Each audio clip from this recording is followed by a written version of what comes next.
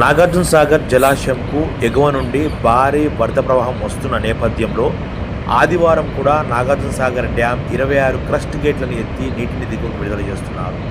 కృష్ణమ్మ సుందర దృశ్యాన్ని చూడటానికి పర్యాటకులు పెద్ద సంఖ్యలో నాగార్జున సాగర్కి తరలి వస్తున్నారు. ఆదివారం సెలవుదినం కావడంతో మరింత ఎక్కువగా పర్యాటకులు నాగార్జున సాగర్కి తరలి వస్తున్నారు. ఉదయం నుండి సాయంత్రం వరకు కూడా పర్యాటకులతో నాగార్జున సాగర్ సందడి వాతావరణం నెలకొంది. నాగార్జున సాగర్ మొత్తం కూడా పర్యాటకులతో కోలాహలం నెలకొంది.